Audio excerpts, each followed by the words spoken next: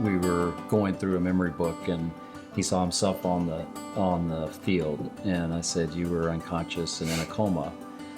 And he goes, "So was I out for like 5 minutes?" And I was like, "No, you were out for like 5 days."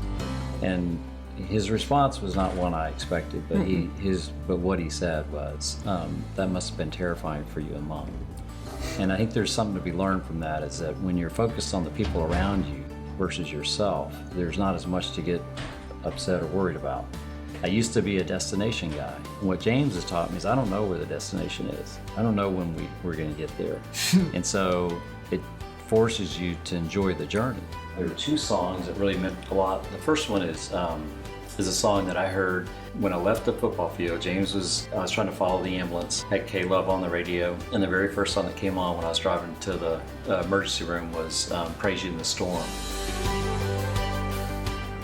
So my message is just for everyone to love one another.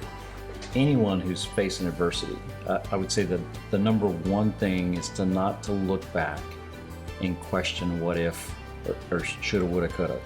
That you can't change the past, and if you go back to that moment and try to, it's like a cancer, it will eat you alive. And I've seen so many marriages break up. I've seen people basically give up because they dwell in the past. And then the other thing is that not to live too far out in the future. Take one day at a time, focus on today, and making it the best day you can. And even if it's a small improvement over what you could do yesterday, that's progress. There's a song by Danny Gokey that's called Hope in Front of Me. And this kind of goes along with what Pat said. You can't look back, you've got to focus on the future, and there's always hope in front of you. And, just remember that God has plans for you, and they're plans for good.